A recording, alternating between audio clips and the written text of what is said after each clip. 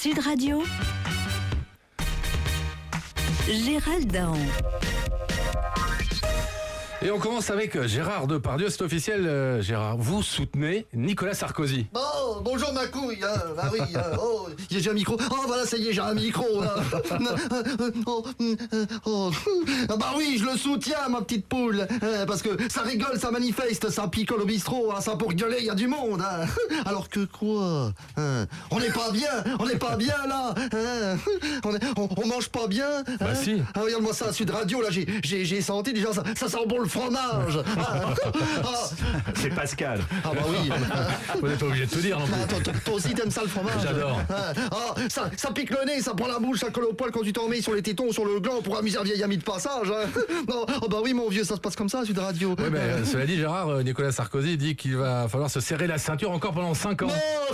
Attends, me fais pas rire, j'ai l'élève qui gère ça. Se serrer la ceinture, moi je veux bien. Mais là c'est plus une ceinture, c'est un bracelet de Rolex. Hein. Moi je veux bien me serrer la ceinture, mais à condition que je puisse laisser ma braguette ouverte. Hein.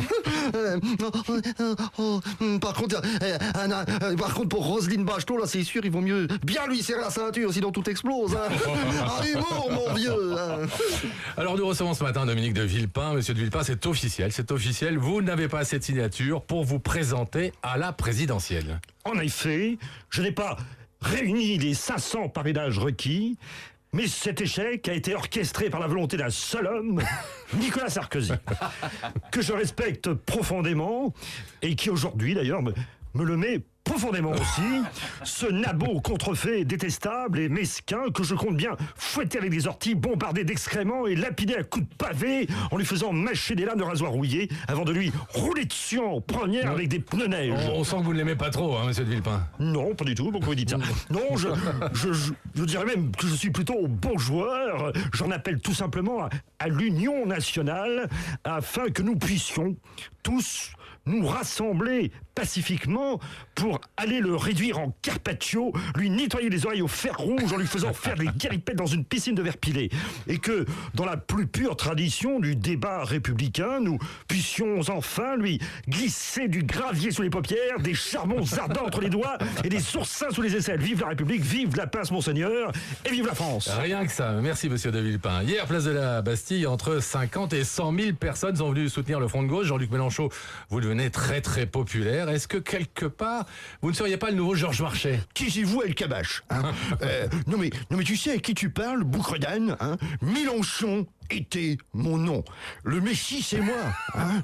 Le Messie, c'est moi. Pendant ce temps-là, alors que font les autres, hein? Sarko fait le guignol, hein? Et Hollande joue le clown blanc au cirque d'hiver. Hein? Hier, j'ai repris la Bastille. Rien que ça. Ouais, oui, j'en ai même pris 2 fois. Il y avait tellement de monde qu'à côté de moi, Robespierre, c'était une petite bite. Hein?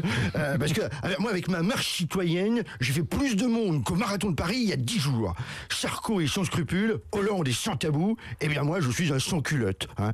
N'en déplaise à Strauss-Kahn. Sauf que moi, je ne fais pas dans mon froc, monsieur. J'y vais, hein. Et j'en appelle d'ailleurs à l'insurrection du peuple, le tonnerre de Brest.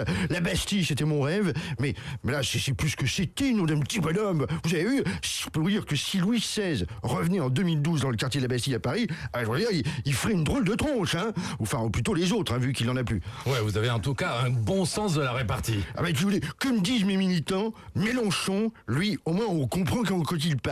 Hein, et alors pour qu'ils me comprennent encore mieux, je gueule tout le temps. Merci monsieur Mélenchon. Je n'ai plus. Oui, c'est normal. Voilà.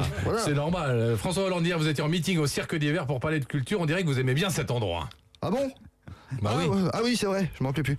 Eh bien écoutez, si j'ai passé le week-end au cirque d'hiver, hein, c'est parce que j'ai une révélation à vous faire.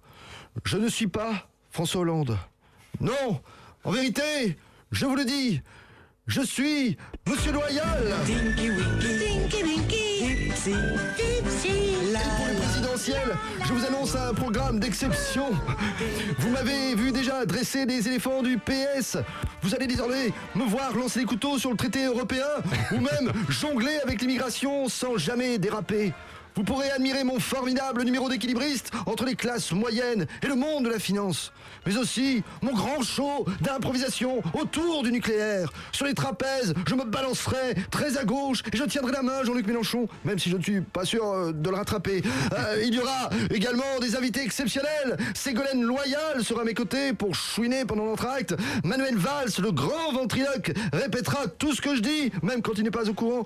Et enfin, pour ces dames, Dominique Strauss-Kahn, le contorsionniste du Sofitel, vous envoûtera avec son incroyable numéro d'effeuillage intégral. Vous vous amusez bien en tout cas, hein, François Hollande. Mais pendant ce temps, l'écart se resserre avec Nicolas Sarkozy. Ah bon ? Bah oui. Ah oui, c'est vrai.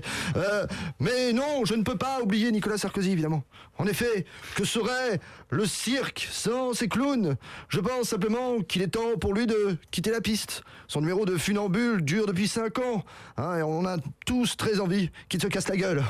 Merci Gérald Daron. Rendez-vous avec vous évidemment à 8h32 chaque matin dans la matinale de Sud Radio.